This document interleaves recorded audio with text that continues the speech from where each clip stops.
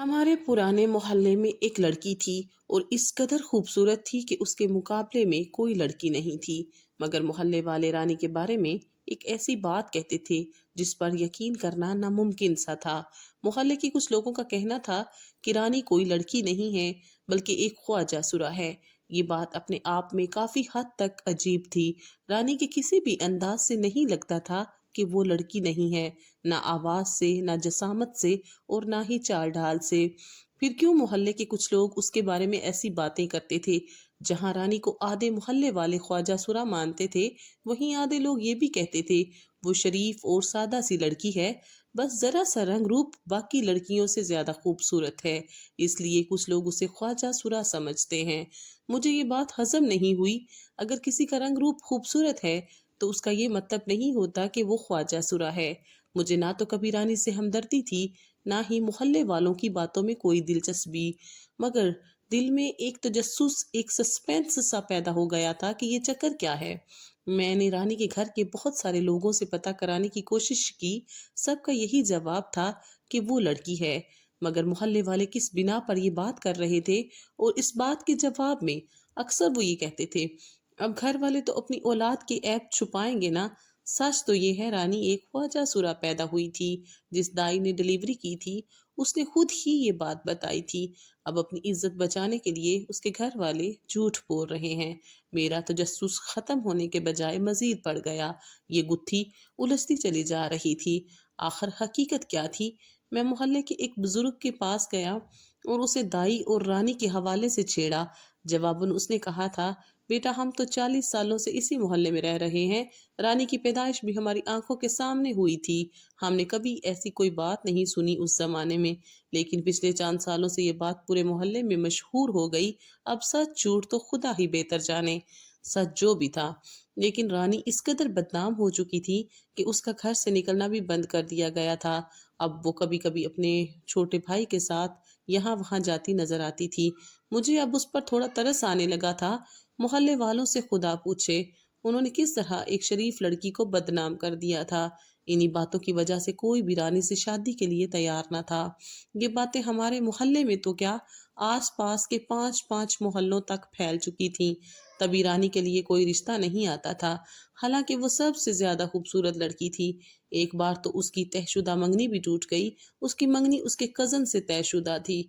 मगर मोहल्ले में फैलती अजीबोगरीब बातों की वजह से और बदनामी के डर से उसके कजन ने रिश्ते से इनकार कर दिया। और एक बार तो उस बेचारी को शादी वाली रात ही लड़के वाले छोड़कर चले गए थे। हुआ कुछ यूं था कि लड़के वाले दूसरे मोहल्ले के थे और लड़के ने गली में आते जाते रानी को पसंद कर लिया। बात जब शादी तक पहुंची, शादी हो भी जाती अगर लड़के वालों ने निकाह से 2 घंटे पहले रानी के बारे में अफवाहें न सुन ली होती कि रानी एक ख्वाजा सुरा है। रानी के घर वाले हर वक्त परेशानी में डूबे रहते। एक दिन मोहल्ले के पुराने घर के सामने मैं सीढ़ियों पर बैठा था। दूर से रानी अपने भाई के साथ आती हुई नजर आई। मेरे दिल की बेचैनी बढ़ गई। मैंने सोचा था किसी से पूछने के बजाय डायरेक्ट ये बात रानी से ही पूछ लेता हूँ। जब वो मेरे पास से गुजरी तो मैंने कहा, अस्सलामु अलैकुम। उसने बड़ी शराफत से मेरे सलाम का जवाब दिया। काफी कोशिश के बाद भी मैं उससे ये बात नहीं पूछ सका और वो वहां से चली गई। जब उसने मेरे सलाम का जवाब दिया था तो उसकी आवाज इतनी खूबसूरत थी जो कि किसी लड़की की ही हो सकती थी। मगर मोहल्ले वालों की बातों ने मुझे दोनों तरह से सोचने पर मजबूर कर दिया था। कल शाम के वक्त मैं अपने दोस्त जायद से रानी का जिक्र किया तो उसने मुझे चैलेंज करते हुए कहा, अगर रानी लड़की हुई तो मैं तुम्हें 1 लाख इनाम दूंगा। अब खुदा जाने सच क्या था। मैं हर वक्त रानी के बारे में सोचने लगा था, सुबह से शाम तक। वो इतनी खूबसूरत थी कि कोई अगर उसे एक बार देख लेता तो देखता ही रह जाता। लेकिन मोहल्ले वालों की बातों ने भी मेरे दिल में एक अजीब कराहत सी पैदा कर दी थी। मैं रोजाना रानी के रास्ते में खड़ा हो जाता और उसे देखने लगता। वो भी कभी कभी आंख उठाकर मुझे देख लेती, लेकिन ज्यादातर निगाहें नीचे करके चली जाती थी। मैं उसे देखते हुए सोचता, क्या वो लड़की है या ख्वाजा सुरा? लेकिन मुझे इस सवाल का जवाब कभी नहीं मिलता। मोहल्ले के लोग कुछ और कहते थे और कुछ लोग कुछ और ही कहते थे। अब सच जानने का सिर्फ एक ही तरीका था कि मैं रानी से शादी कर लूं। मैंने ये फैसला कर तो लिया, लेकिन मुझे ये डर भी था कि अगर रानी शादी के बाद ख्वाजा सुरा निकली तो क्या होगा। میں نے یہ فیصلہ ابو امی کو سنایا تو وہ ناراض ہو کر بولے، استغفر اللہ، اب تم ایک خواجہ سورا سے شادی کرو گے؟ پورا محلہ جانتا ہے کہ وہ لڑکی نہیں ہے۔ امی ابو اور تایا مجھے کافی دیر تک سمجھاتے رہے، لیکن میں اپنے فیصلے پر قائم رہا۔ میں نے کہا اگر وہ خواجہ سورا نکلی تو میں اسے چھوڑ دوں گا، لیکن ابو نے حتمی لہجے میں کہا، اگر تم اس خسرے سے شادی کرو گے تو ہمارے گھر مت آنا، ایک خواجہ سورا کو ہم بہو نہیں بنائیں گے۔ ابو نے مجھے گھر سے نکال دیا۔ جب رشتہ داروں اور دوستوں نے یہ سنا تو سب حیران ہو گئے۔ دوست میرا مذاق اڑانے لگے اور مجھ پر جملے کسنے لگے۔ کوئی کہتا اب تمہاری دلہن خواجہ سورا ہوگی، تو کوئی کہتا بیچارے کی کیا حالت ہوگی جب اسے پتا چلے گا کہ اس کی بیوی لڑکی نہیں ایک خواجہ سورا ہے۔ میں نے سب کی باتوں کو نظر انداز کر دیا تھا۔ میرے سب رشتہ دار تھوڑے چلے آئے، سب مجھے سمجھا رہے تھے۔ میرے بہن بھائی مجھے سمجھانے چلے آئے۔ میرے دور دراز کے رشتہ داروں کو جب یہ بات پتہ چلی تو سب مجھے سمجھانے آئے۔ میرے سارے گھر والے ناراض ہو گئے تھے، لیکن میرا فیصلہ حتمی تھا کہ میں رانی کے علاوہ کہیں شادی نہیں کروں گا۔ سارے رشتہ دار مجھے ملامت کرتے ہوئے چلے گئے اور میرے محلے دار الگ مجھے ملامت کر رہے تھے۔ کوئی مجھ پر ہنس رہا تھا تو کوئی کہہ رہا تھا یہ پاگل ہو گیا ہے، لیکن میں نے کسی کی بات نہ سنی۔ میں نے رشتے کی بات رانی کے والدین کے سامنے کی تو رانی کے والد نے مجھ سے کہا تھا، بیٹا تم جانتے ہو نا رانی کے بارے میں محلے میں کیسی کیسی باتیں مشہور ہو چکی ہیں، اس کے باوجود تم مجھ سے شادی کرنا چاہتے ہو؟ میں نے کہا جی انکل، یہ سب جاننے کے باوجود بھی میں رانی سے شادی کے لیے تیار ہوں۔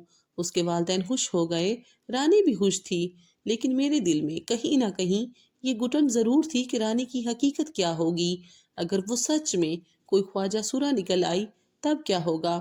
میں ان سب خیالوں کو ذہن سے جھٹکنے کی کوشش کر رہا تھا، مگر سوچیں تھیں کہ بڑھتی چلی جا رہی تھیں۔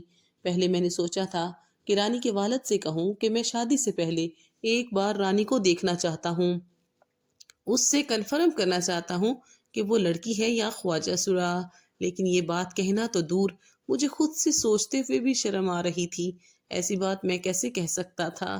زندگی اگر جوا تھی تو میں یہ جوا کھیل چکا تھا، اب جو ہوتا دیکھا جاتا۔ میرے دوست میرا مذاق اڑاتے رہتے کہ تیری بیوی خواجہ سورا ہوگی تو بہت پچھتائے گا، لیکن میں نے کسی کی بات نہ مانی۔ میں نے ایک بہت بڑا گھر کرائے پر لے لیا تھا جہاں شادی کے بعد میں رانی کو رکھ سکتا۔ میرے پاس پیسے کی کمی نہیں تھی، میری خود کی جاب تھی۔ آخر کار وہ لمحہ بھی آ گیا جب میری شادی سے رانی سے ہو گئی۔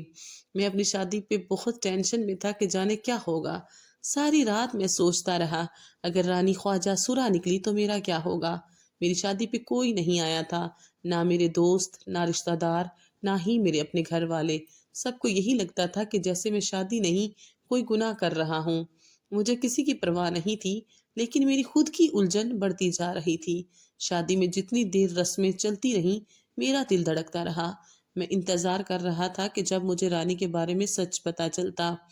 پتہ نہیں اس وقت میری کیا حالت ہوتی۔ میں رانی کو بیاہ کر اپنے گھر لے آیا تھا اور رانی کو میرے کمرے میں بٹھا دیا گیا۔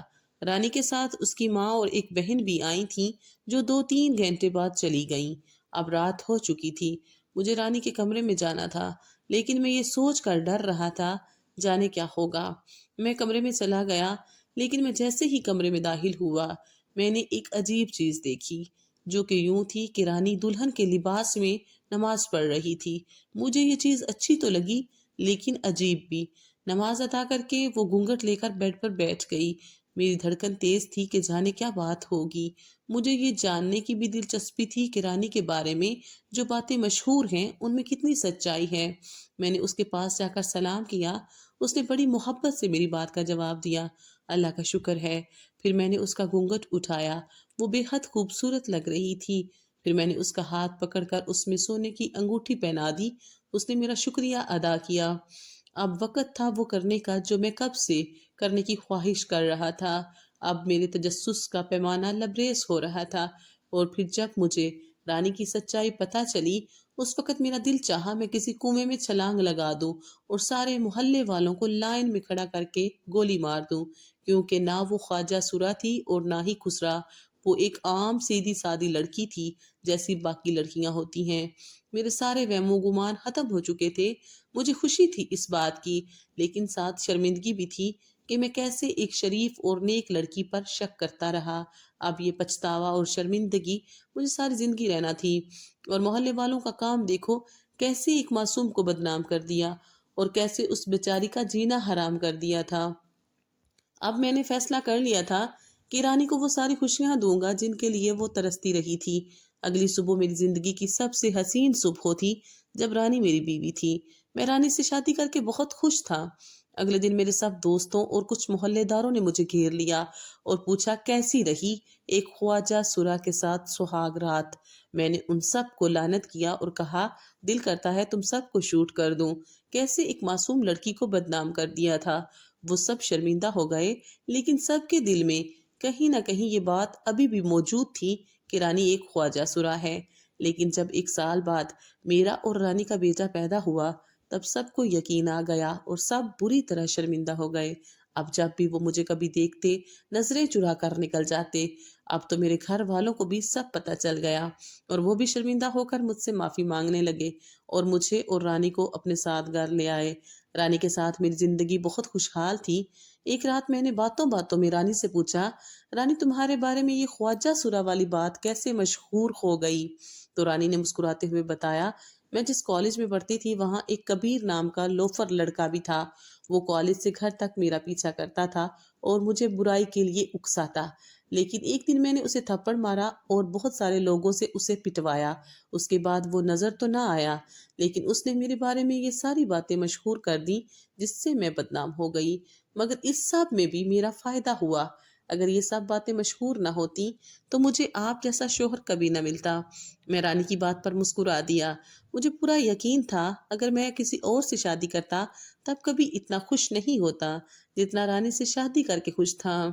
ہر چیز جیسی نظر آتی ہے یا اس کے بارے میں ہم جیسا سنتے ہیں وہ ویسا ہی ہو، یہ ضروری نہیں۔